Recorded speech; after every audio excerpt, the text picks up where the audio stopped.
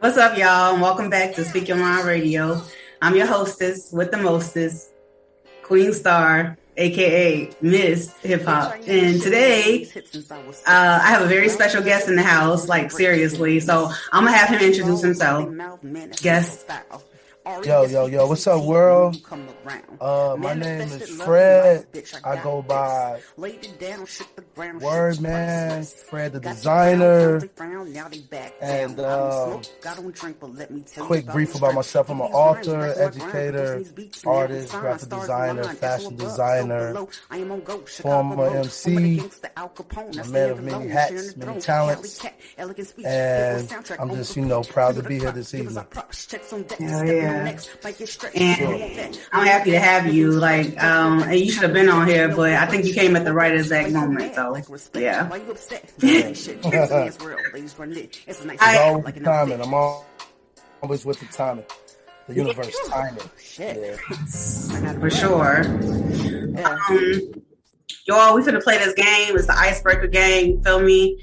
And what we're going to be doing is answering a series of questions and phrases for the guest, Wordman. I like to call him Wordman, but Fred too, off air. But yeah, so this is going to be fun, y'all. So it's like questions in the hat, as you can see. See? Oh, that's dope. All right, so this is the first icebreaker question. How did you get your nickname, Wordman? Funny story. So, I got the name actually from a movie. I don't know if you ever seen the original Gangsters with it's a movie that came out back in the early 90s, but it's called Original Gangsters. It had like Fred Williamson. I guess it was about like the black exploitation characters in like the newer school, newer environment, and they was like going against like new gangsters, I guess. But anyway, there's a character that's played by Shaheem that's affiliated with the Wu-Tang. His name was Wordman on the show. On the movie. So it just stuck with me because like when I first started rapping, I couldn't come up with a name. And then I don't know, I watched that movie and I was like, Wordman, because I know that most rappers either get their name from somebody fictional character from a movie or someone in their neighborhood or from a real character. I didn't want to go with like the Capones, the Noriegas or those type of names. So I went with Wordman and it just stuck with me. So yeah. Yeah, that's a great story that you told. And I had to watch the original Gangsters movie to get exactly where you're coming from, And that's old school right there. For sure. Word. All right. The next question we have is, all right, when is your B-Day and what is your zodiac sign? Okay, so my birthday is coming up. It's February 29th, which is leap year. And leap year is every 4 years. So my birthday come every 4 years. So you a Pisces? I'm a Pisces, yep. That's dope. Yeah, so I celebrated like on the 28th. And my mom's really celebrated on the 28th, and my dad celebrates it on the 1st if leap year is not around. So yeah. Wow. Yeah, baby. I know one other like famous person I know that's leap year is Ja Rule, I believe. Really? Yeah, he's a leap year. That's why he's so talented. He's a Pisces. He's leap year. Yeah. So we rare out here. Yeah, for sure. That's cold. I think the next leap year is 2024. Yep, it is 2024 for sure. Mm-hmm. Cool. Okay. That's so dope. All right. Why am I laughing? Okay. Baddest chick from Love and Hip Hop. Tommy, man. Tommy. Man, I love me some Tommy, boy. And I'm married, but my wife knows. She knows that's like my celebrity crush, man. Tommy, for sure. Tommy is in. Yeah, she's the one. I watch Love and Hip Hop just because of Tommy. I hate the show. I despise it, but I watch Atlanta just because of Tommy. She's crazy, but I love her personality. You know what I'm saying? She's dope. I fuck with Tommy heavy. Yeah. Can we Sweet. curse on her? Yeah, yeah, yeah, yeah, yeah. Okay, all right, for sure. Tommy. Yeah. You was What's yours? What's yours? You got one? on Love and Hip Hop? Yeah. Uh, That was like a random question. Because I'm like, damn, did you know I even watch Love and Hip Hop? Like, but yeah. yeah. You got one though? I mean, this probably gonna be cliche, but I love me some Cardi B on Love and Hip Hop, and she just brought. Oh yeah, I forgot all about Cardi. I like Cardi too, but Tommy, man, Tommy next level, man. She next level with it. She crazy though, but she next level. Okay, and that's why you like Tommy. Yeah. I think it's a 2-for-1. Okay. Uncle One Bone. Mm-hmm. That's the name, Uncle One Bone. Talk about Uncle One Bone. Oh man. Well, Uncle One Bone is my uncle who passed away a few years ago. And man, only thing I can say about Uncle One Bone is just like, man, he was my male figure, Yeah, he was my male figure. He was the reason why I love fashion. He's the reason why I love music. He's the reason why I just love culture in general. Like my family in general, we're a very small family, but in my household, we was very cultured. So we had like mix of things. Like my mom was real big on early hip hop and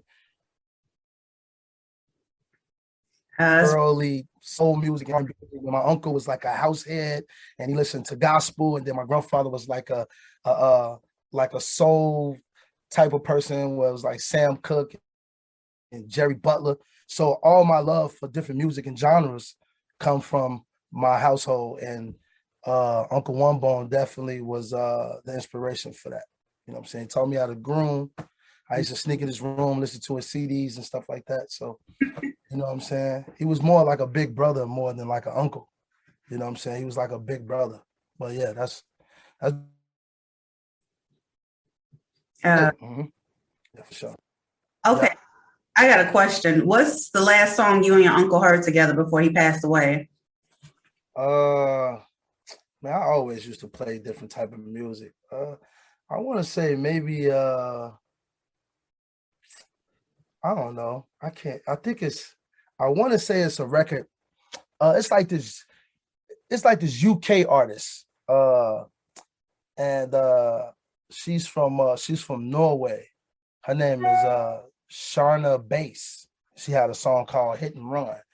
And it's so crazy how I ran across the song because I was in like H&M one day, just randomly in H&M one day, and I heard the song on H&M, and I said, jam that shit.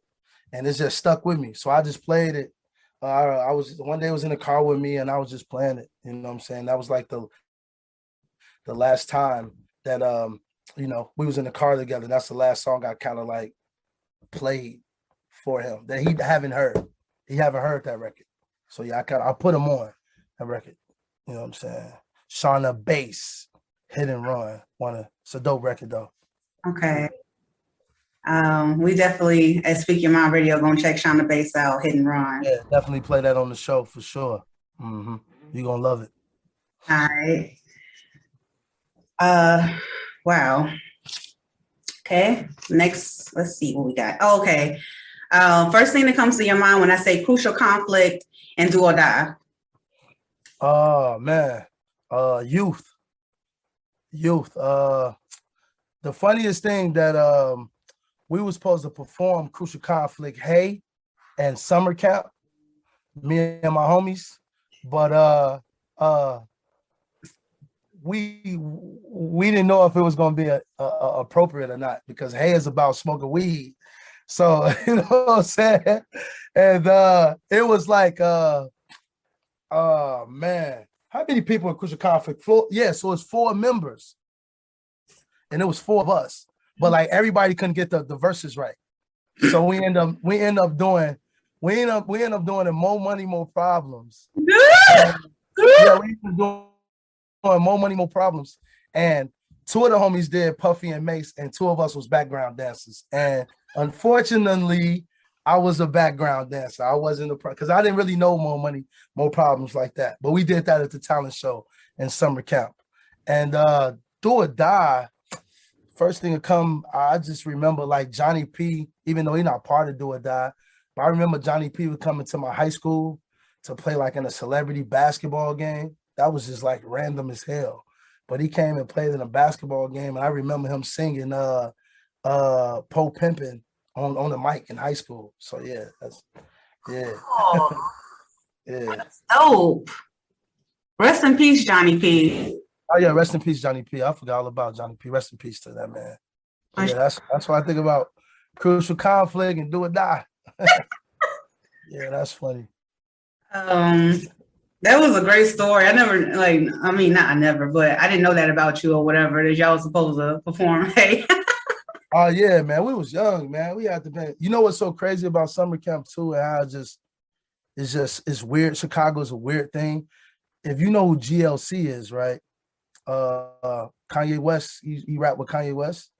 No. I don't know if you're familiar with him, but GLC, if you're familiar with like the old Kanye West, he was on a record, Spaceships and Drive Slow. Oh, Drive Slow, homie. You know? Yeah, he was on that record. But anyway, he was our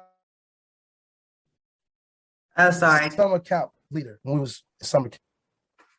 He was our summer camp leader. His name, and we used to call him Leonard.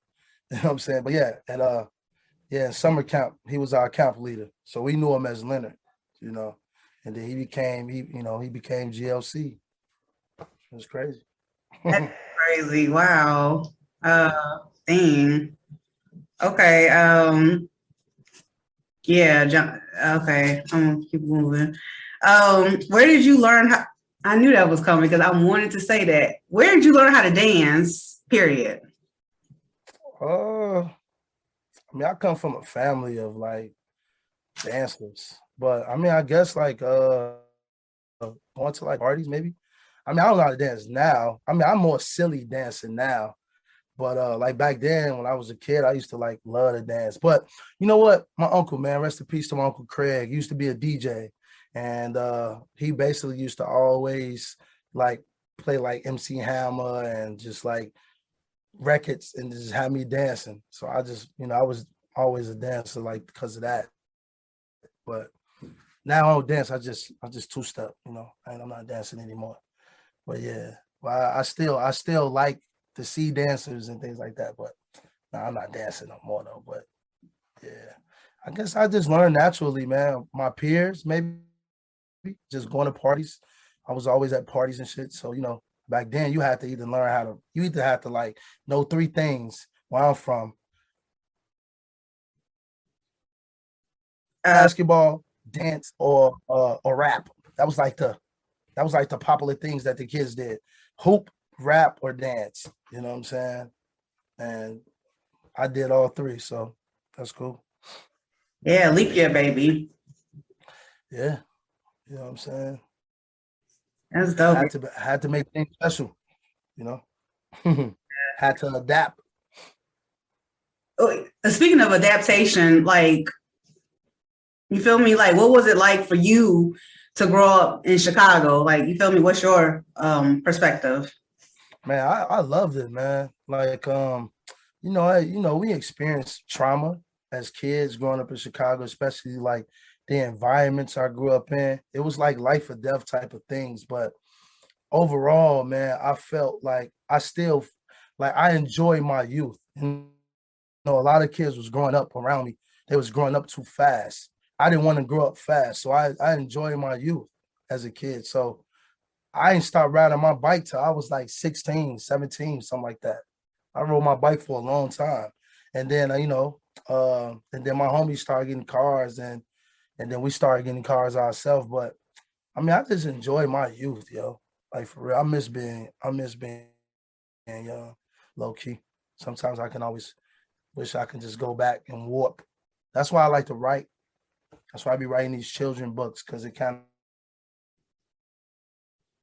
of make me real my youth. You know what I'm saying? So yeah. You say you like writing children books because it makes you what? relive my youth. Yeah. I actually was gonna ask you that too. That's in his hat, but talk about the publications that you put out there before, like, and what made you want to, get involved with it, writing. Uh, when I was young, man, I didn't really like reading books like that because it's like, man, I used to like I didn't really have books that interest me, you know what I'm saying, that I can relate to, like urban type of books where it talks about the streets and like things that, young black men go through in America. I didn't have those type of books. And I remember reading a book in like 8th grade. It was called A Hero Ain't Nothing But a Sandwich. And throughout the whole book, I just remember this somebody getting shot and somebody being strung out on heroin. I'm like, hey, I can relate to that. You know what I'm saying? So as I got older and then I got in this career as teaching, I remember I used to have to read to students because they had learning disabilities, so they couldn't really read at grade level. So certain books I used to have to read to them just so they can, understand. So the books I used to read was like these books that was about similar to The Hero Ain't Nothing But a Sandwich, about like adversity and just like urban things, like kids getting caught in gang violence, kids getting bullied and things like that. So I'm like, man, I should write a book. I always wanted to be involved in like that type of media. So I'm like, man, I want to write a book because I used to tell stories with my art the same way. So I'm like, maybe I could tell stories writing. So one of my old childhood friends reached out to me, was like, hey, can you help me illustrate my book? I'm like, yeah, cool.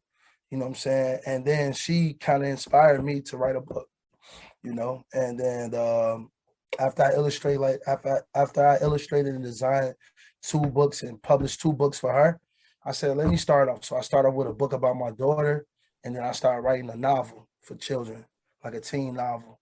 And I published it, self-published it, put it out there, sold it online. And actually recently, well, not recently, but a couple of years ago. It's freezing. One of my coworkers who was AP, it's freezing. No, it always come back again, like right exactly where you left off at. You say your coworker with their what? Oh, my coworker basically hit me, was like, yo, we would like to, teach your book in the curriculum for English this year to 8th grade. I'm like, word? He's like, yeah, we're gonna buy, a couple of copies. I mean, well, they bought like, I think 30 or 60 copies or something like that. They bought copies for me and went from there. And the kids love it. So now they're waiting for me to write part 2. I just got to sit down. Writing a book is not easy, man. It's like, especially not like if that's something that you don't do. Like, I'm not a frequent writer. Like, I used to write rap music, but that was years ago. And that used to come so naturally. Because like in the studio and writing a book is 2 different things. Like in the studio, you're writing on a verse or 2 for a record, but a book is like pages and pages. You got to create a story. You have to keep creating that story to make it make sense and to make it mash well. So yeah, writing a book is not hard, not difficult, but it's not easy. But it's possible. Anything is possible. So Yeah. That's my personal life. Yeah, that's a great story. Hold on, let me turn down the And it could be because it's on. the what? The heat is on when I accidentally had it on. Oh yeah. It's a little steamy in here too. Anyway, that's crazy for real. Okay. Dag. Oh yeah. What do you mostly enjoy about teaching art class? Man, I just feel like art is a way for people to express themselves. Mhm. Even if you're not like a good artist, like there's no such thing as a good or bad artist, because artist is an expression of you. Yeah. So what you see, you might see something that other people don't see. Like, for instance, my art, sometimes I might not think it's good, but people might think it's incredible. I'm like, yo, I could do way better than this. But they're like, man, that's just so dope that you could just do this together. So that motivates me to continue. And that's how I feel with my students. It's like teaching them something that they probably thought they couldn't do. All you need or some type of guideline. So when I teach them how to draw certain things, I show them step by step. And then when they show me like, hey, I did this. Like I went from drawing stick figures to actually drawing an actual person that looks like a person. So yeah, that's the dope part about it. And then it's like for me, it's passion for me. It's Right. passion for me. So anything that's passionate is always it's not going to feel like work. It's just going to be like it's just going to come natural. Right. And speaking of passion, how have you like passed on your passion to your kids? Yeah. Yeah, I think what it was is just like I feel like gifts is like hereditary. You know, you just gotta have the right time to bring them out. I mean, look at ball players. Look like, for instance, look at let's talk about look at LeBron's son, Bronny. He's a natural, you know, he's definitely gonna go to the NBA. He's a natural, it's in his DNA. So I feel like that with my gift, you know, my kids are naturally creators. Like, and it's like something they just do randomly. It's not like they're forced to do it. They just like to create because they're passionate about it. And I think when your kids see you expressing your passion, they're gonna be like, hey, that's something I want to do. Because you know, children are a reflection of you. You know what I'm saying? I just remember how my dad used to wear his hats. You know, my dad was like a baseball. That's why I love baseball caps, because it's every time you saw my dad, he had a baseball cap on. So I used to wear my baseball caps like my dad. You know what I'm saying? Get that swag like him. Because, you know, and not saying that's not hereditary, but kids see what you do. They sponges. So whatever you do, they're going to want to do it.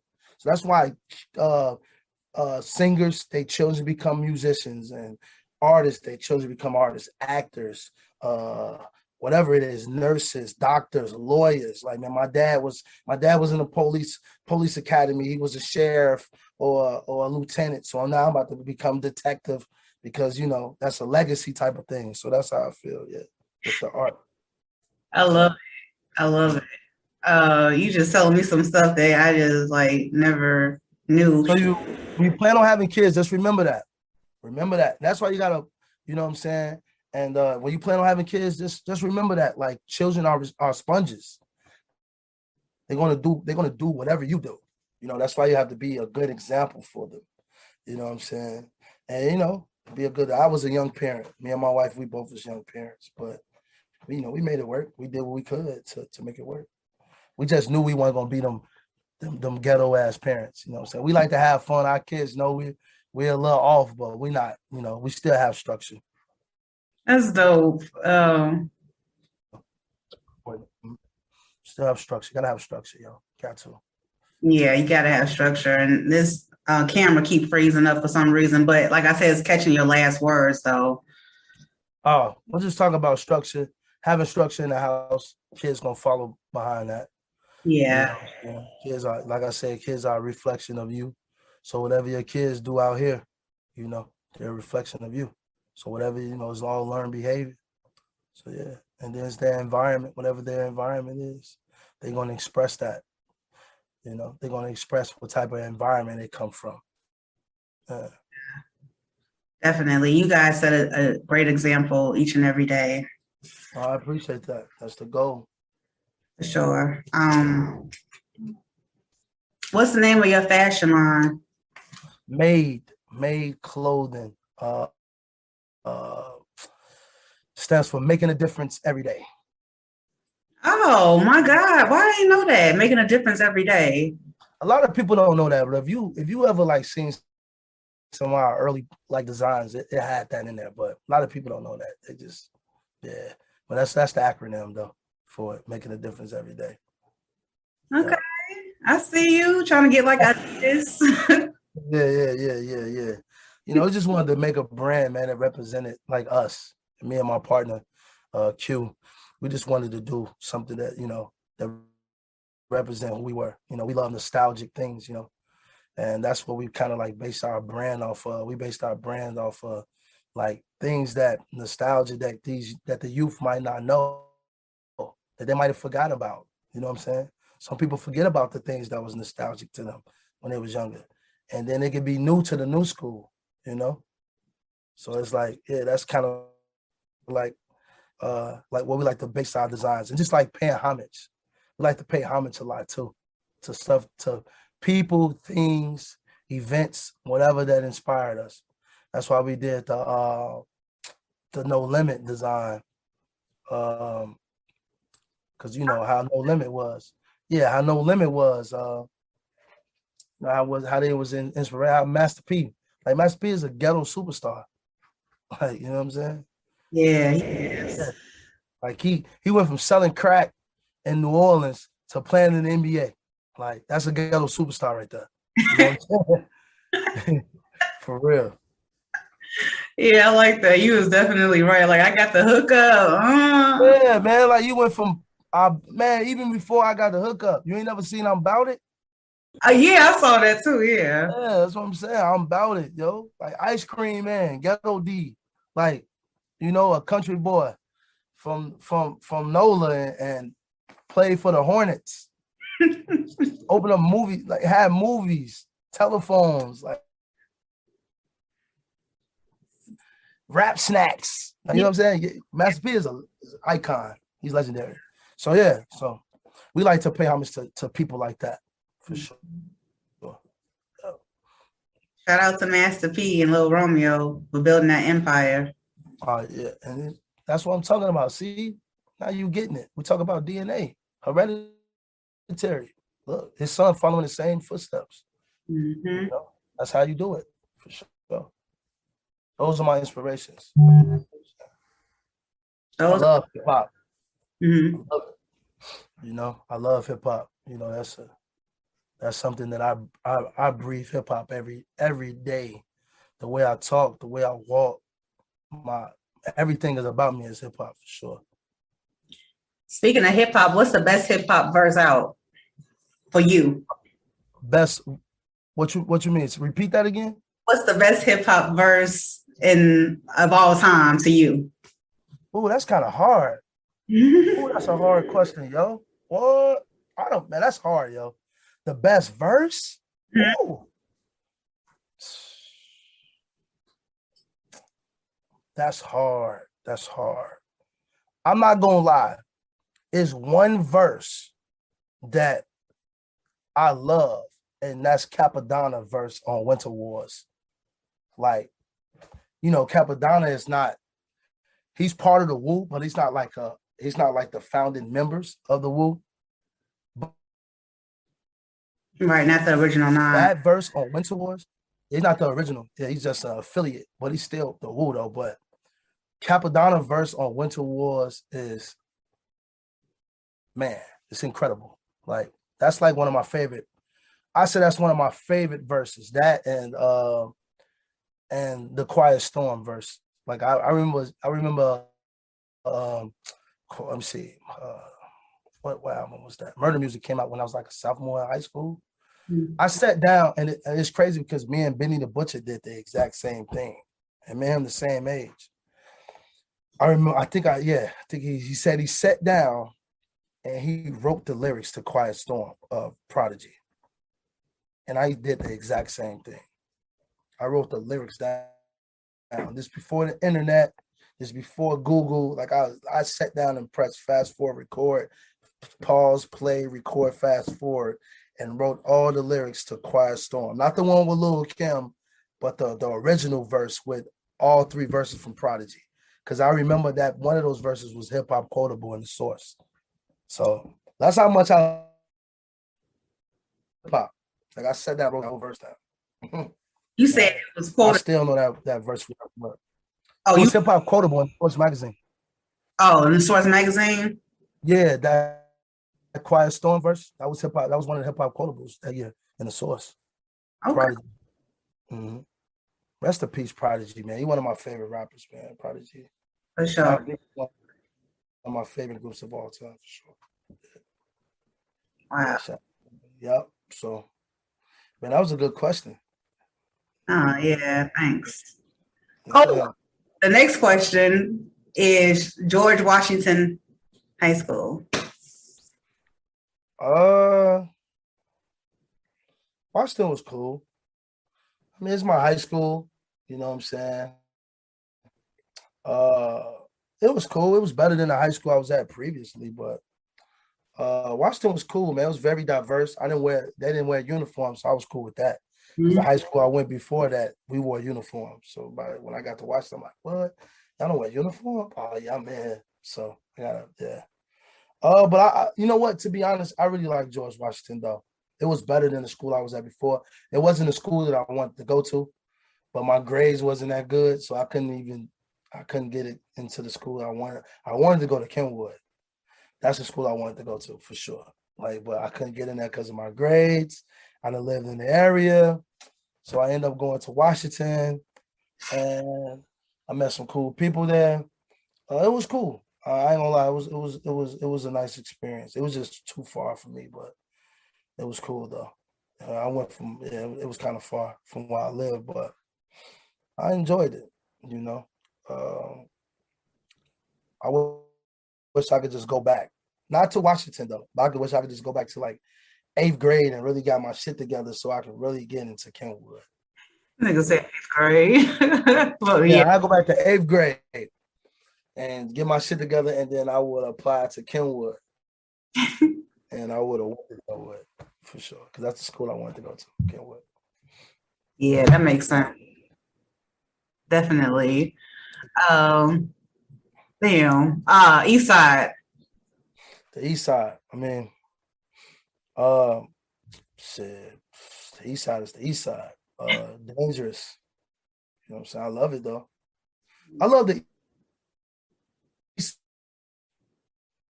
You, Growing up, nobody never repped the East Side. Oh my bad. You got froze for a second. yeah, you I did. said I love the East Side. Can you hear me now? Yeah, Yeah, I see the Wi-Fi is hating on us this evening. it is. Anyway, I love the West Side. I mean, I'm about to say the West Side, tweaking. I love the East Side because growing up, they never really mentioned the East Side. At the parties, they always shouted out the North Side, the West Side or the South Side. Even records had South Side. And remember that record, South Side, is word South Side. So, you know what I'm saying? Even though I live Southeast, I just felt like we just wasn't feeling the South Side like that. We was like, yo, we from over East, man.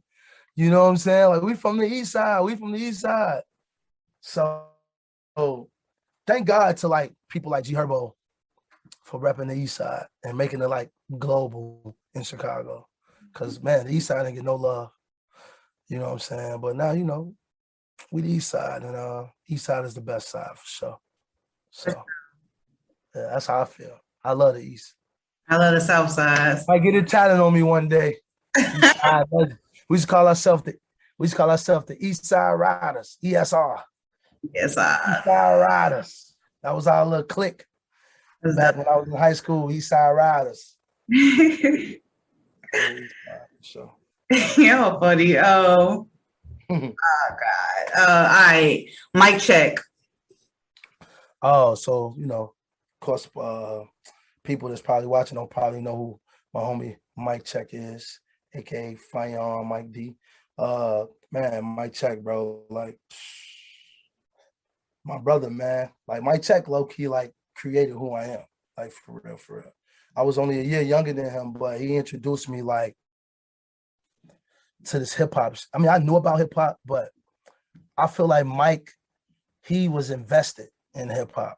Like that was like he introduced me to like rapping. Like he was my friend, but he was like my arch nemesis at the same time, because it was the person who I had to press him. And it's probably, if he's here to tell us, he probably would say the opposite. He probably would say that he did everything to impress me. I know he would, but I can't lie and just say like I did everything to impress him, just because like Mike D. I remember Mike D. At school, he used to write raps, and he had like a popular rap like when he was in school, and everybody knew his rap. And they used to be like, Mike, write your rap, freestyle, rap your rap. And he used to always rap. It was called True Love. You know what I'm saying? He used to be beating it, rapping the True Love, and everybody knew it. So I'm like, hey man, I want to be loved like that, bro. I want everybody, you know what I'm saying? So every morning, me, him, and this cat named Fat Joe, right? We used to walk to school. We used to take, like Mike D used to take like a long route. He used to come the opposite way to get me and left and walk to school. He used to come the opposite way because he stayed closer to the school than we did, but he'd come the opposite way. But anyway, we'll walk to school every day and we'd be rapping. Like I make the beat or somebody make the beat and we'd just be rapping. And that gave me my love for hip hop. And Mike D, he put me on Nas. You know what I'm saying? He put me on Nas' Illmatic album, like in 5th grade. I got on it pretty late because in 5th grade that was 1995. Illmatic came out in 94. So I didn't really start hanging with Mike D until I was like in 5th grade. And he put me on the Nas album. I remember me listening to the Nas album. And that's how I really like wanted to rap, because of that album.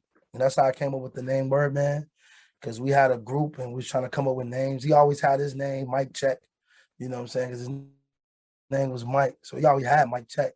And then I was like, I need a name too. So I became The Word. And I was like, man, I hate that name. So I became The Word Man. And then I changed it to Young Word Man. And then it was just Word Man. And then I was Word Man until I stopped rapping. I was like, all right, cool. I'm just going to be Word forever. I'm going to be Word forever, for sure.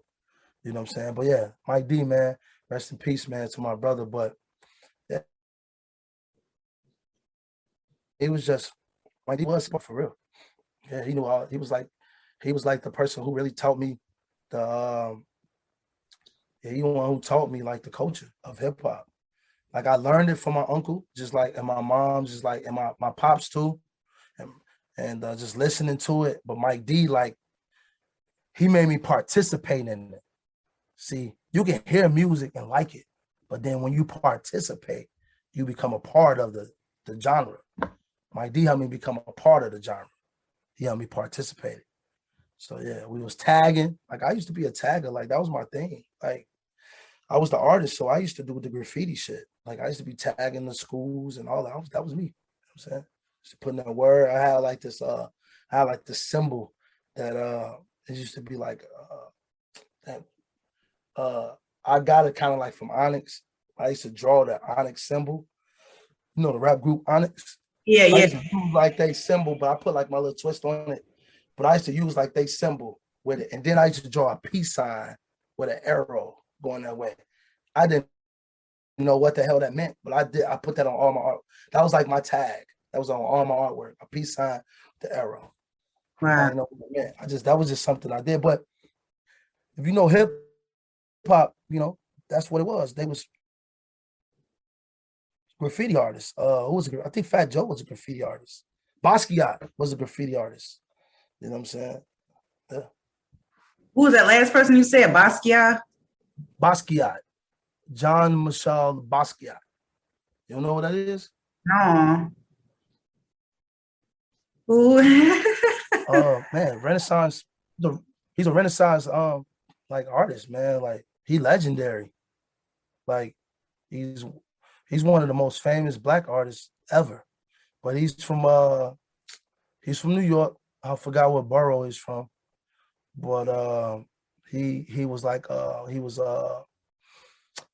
real close to Andy Warhol, and they just created like he became popular real fast. But unfortunately, man, he OD'd off of heroin. Oh. But what made him so dope is because he drew his environment. He painted his environment, which was drugs, violence, because that's where he come from. And he did it in a very abstract way. And that's what made him dope. And what made me really fuck with him is because I watched two of his films. He had two films. One was portrayed by Jeffrey Wright, and then he had another film, was like a documentary. But one of his films, I forgot the name of that fucking film, man. It's called Something Son, I believe is what it's called. But you know who Jeffrey Wright is, right? No. Jeffrey Wright is you ever seen Shaft? Yeah. He the one who played the Puerto Rican cat Peoples. He was stabbing himself, the crazy ass Puerto Rican in Shaft. The first shot. Yeah. That's Jeffrey Wright. Yeah. That's Jeffrey Wright. Real slept on actor. But he played Basquiat in the film. And what made me fuck with Basquiat heavy is like, I remember him like painting like Jordan 1s and a Prada suit. I'm just like, that shit cold. He just fucking up Jordan 1s and a Prada suit painting. Like you gotta be cold to do some shit like that. Yeah. Prada and Jordan 1s gotta be legendary. So I just stuck with him for that. So yeah, Basquiat. Mm-hmm. That's dope. It seems like overall your energy fucks with people that are authentically themselves. And to me, that's my definition of fashion. Like, you know what I'm saying? You gotta just be you. And Oh yeah. Yeah, I tell people that all the time, yo. It's worse when you try to dress like someone else. That's the worst thing in fashion. You have to dress to make you comfortable. You know, can you hear me? Yeah, that's the worst thing you can do in fashion. Yeah, the worst thing you can do is dress like someone else. You have to dress to make yourself comfortable. You know what I'm saying? Yeah, you have to. You have to dress to you just have to make yourself comfortable, man. And your pieces make who you are, you know. Yeah, the way you wear your hair. Yep. That's part of your identity. The way you tie your shoes, you know, man. The way you tie your sneakers, the laces, how you tie them, you know. So like different things like that. No, that's on point. That's very funny. Yeah.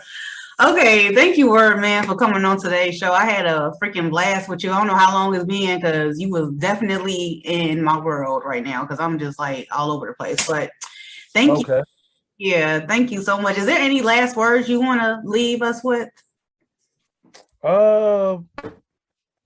Yeah, for sure. Man, you know, I love what you're doing. Always continue to like do this, you know. Never stop, especially if it makes you happy. Always do what makes you happy, man. You know, you don't want you know, the tomorrow's never promised. So you don't never want to regret. You know what I'm saying? How you live life. Live life that makes you happy. Then don't give a fuck what people say.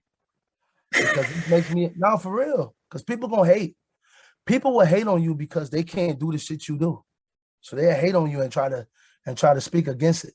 The whole time it's like, bro, this for me. Everybody got their own journey. Do what makes you happy.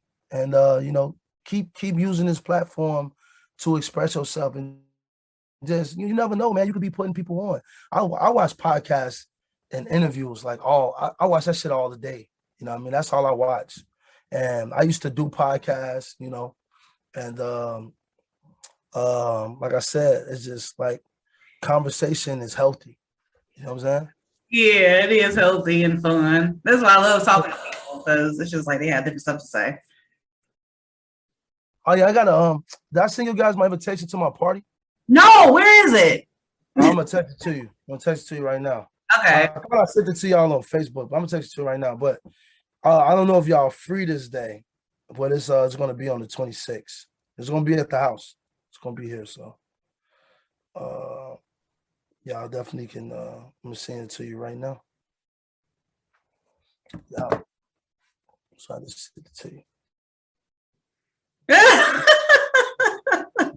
This is so funny. Wait. Oh my god. Oh my god. Look. Yeah, so y'all slide through, man. God dog it, yo. All right. For sure. We coming. Yeah, so we're gonna be here, man. We're gonna have a blast, man, celebrating. You know what I'm saying? So I would love to see y'all here. So definitely y'all come through. You know what I'm saying? Bring a bottle, bring your other endeavors. You know what I'm saying? Good spirits. Just have fun. But that's all it's about. Enjoying life. You never know. You know what I'm saying? Yeah, you never know. I love it.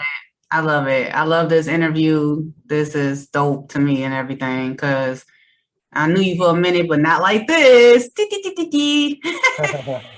Right. Yeah, nah, it's all, yeah. I love talking, man. That's just something I love to do, especially when it's about, you know, just life experiences, things, you know what I'm saying? It's Your story always needs to be told, no matter who you are. Everybody has a story, you know. Everybody got a story, so whatever, you know, tell your story. Yeah, for sure. Yep. All right.